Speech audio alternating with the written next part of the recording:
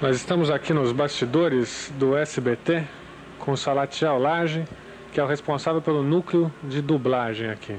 Salatiel, sua boa noite aos telespectadores. Muito boa noite aos telespectadores da Videoverso, né? E da TV Gazeta, Canal 11, em São Paulo.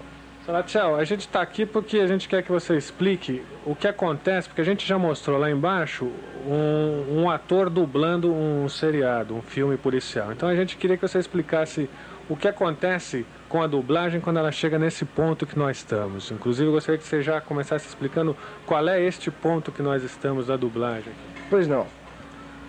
A fase inicial da dublagem, propriamente dita, se inicia na tradução, ok? Os tradutores recebem um filme, ou uma novela, ou um show, ou um desenho animado, assistem e procuram adaptar numa linguagem coloquial, numa linguagem que principalmente se adapte ao sincronismo labial do personagem que será dublado. Após essa tradução, que é feita, datilografada, num esquema específico de impresso, de acordo com o know-how que a gente desenvolveu nesses já 9 anos quase de atividade em dublagem, é dado a um diretor de dublagem que vai escolher os dubladores de acordo com as respectivas vozes dos personagens. O diretor escala os dubladores e acompanha o trabalho deles, quer dizer, a retaguarda de apoio aos dubladores é o diretor de dublagem que orienta na hora das gravações e diz se a inflexão está boa, se a interpretação está boa, se a voz foi bem colocada, se o sincronismo, enfim, está sendo respeitado.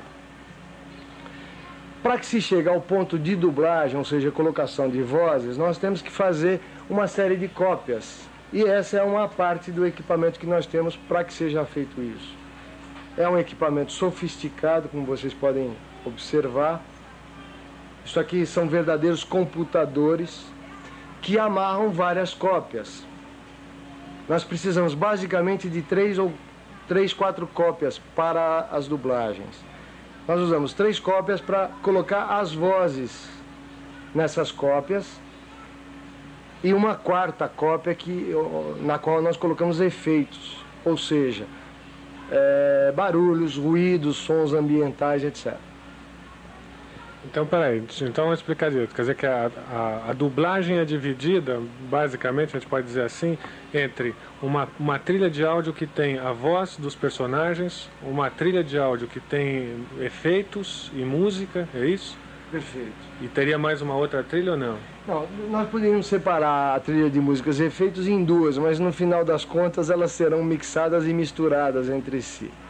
O importante é que cada uma dessas cópias de trabalho sejam amarradas entre si, de tal sorte que elas sejam idênticas em termos de fração de segundo. Porque se isso não acontecer, posteriormente vai haver um prejuízo de todo aquele trabalho anterior que foi feito. Quer dizer, o som vai ficar defasado. Claro, o dublador fez o trabalho dele direitinho, em sincronismo, e quando você for verificar o resultado final, aquilo está totalmente fora de labial, de sincronismo. Então, aqui nessas máquinas você tiraria 4 cópias que você falou? Ou N cópias, né? Ou N cópias. E essas cópias, cada uma teria uma função, certo? Exatamente. Ou seja, captar as várias fases da dublagem.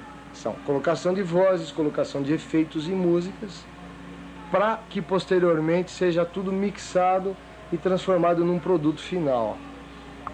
Bom, e essa transformação se daria numa outra máquina ali, que nós vamos mostrar daqui a pouco, ou não? Claro, nós vamos mostrar inclusive a nossa sala de mixagem, uma das 4 salas de mixagem, que é aonde o nosso sonoplasta recebe todo esse produto bruto, né? Eu chamaria um produto bruto, da colocação das vozes, colocação dos efeitos, e de acordo com o clima da cena, ele vai adaptar ou colocar a música incidental da novela, ou a música incidental do filme, ou a música da abertura de uma novela. E no caso das vozes, por exemplo, as vozes são gravadas em separado, quer dizer, cada personagem teria uma fita com a sua trilha de áudio, não é isso? Mais ou menos isso. A gente procura colocar todos os personagens em 3 fitas básicas para inclusive agilizar o processo. Essa é uma das vantagens do processo de dublagem em videotape que nós desenvolvemos. Por quê? Então, peraí. Então, aí a gente abre um parênteses, porque para explicar que o Salatiel Lage é o pioneiro desse processo, posso dizer assim, desse processo de dublagem em videotape? Eu acho que o SBT é pioneiro, porque graças à impetuosidade e à garra que o Silvio tem, ele possibilita a abertura para que a gente atravesse realmente campos ou mares nunca antes navegados, entendeu? Então, como ele tinha interesse em colocar uma série de coisas em videotape naquela oportunidade, e não existia um processo de dublagem no Brasil, muitas coisas inclusive vieram de lá dubladas em Nova York por pessoas, não por atores profissionais, como existe hoje. Então a dublagem ficava realmente a desejar. A partir dessa necessidade dele, eles nos chamou e a gente já cuidava da dublagem convencional, ou seja, a gente mandava os filmes para as dubladoras convencionais, que trabalham através do processo de celuloide. A partir daí, dessa confiança e desse crédito, nós pudemos desenvolver e implantar. Então, realmente, a TVS foi pioneira em termos de implantação da dublagem em videotape, que começou, como tudo começa, com pouco recurso, com um estúdiozinho pequenininho, só com um gravador de 8 pistas, né? Num estúdio acanhado, com um estúdio sem uma acústica adequada. A partir daí a gente conseguiu chegar onde estamos e pretendemos melhorar, porque isso aqui é sempre um laboratório. O som que a gente tira hoje, embora seja muito bom profissionalmente, não é ainda o que a gente deseja. Escuta, isso foi feito quando? Quer dizer, quando é que se começou a fazer dublagem em videotape aqui na TVS? Aqui na TVS e aqui no Brasil, né? Dentro dos padrões profissionais, efetivamente, nós fizemos a primeira dublagem em VT em julho de 1979. Foi um show do mágico famoso chamado Doug Henning. Isso foi em julho de 79, no nosso primeiro estúdio que era na Anhanguera, né? Na Via Anhanguera. Começou lá, né? Tudo começou lá. Bom, então você já tem aí uns anos de tecnologia acumulada, então explica pra gente essa tecnologia da dublagem em videotape. No que ela parece com a dublagem comum, no que ela é diferente, as vantagens? Okay. Vou fazer um paralelo. Em termos de estúdio, por exemplo, o estúdio é semelhante, porque tem que ter uma acústica que proporcione uma limpeza de som no momento da gravação. Condições de trabalho ideais para o dublador. Normalmente é um trabalho que exige um esforço grande. Ele tem que se concentrar, ele tem que colocar muito de arte, muito de coração, muito de sentimento na hora que ele está lá fazendo as vezes e fazendo as vozes dos personagens. Então, você tem que colocar uma cadeira adequada, uma distância para que não prejudique, em termos de visual, o monitor para ele, etc. No nosso caso, nós achamos prático, porque o monitor é muito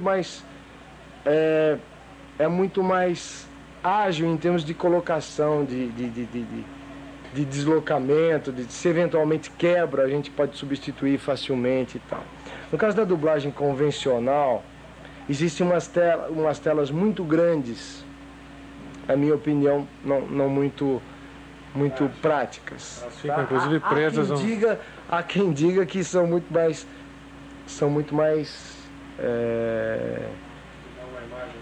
dão uma imagem melhor, maior, mas quanto mais você projeta ou você amplia, você está granulando também. Então isso é uma questão de costume até.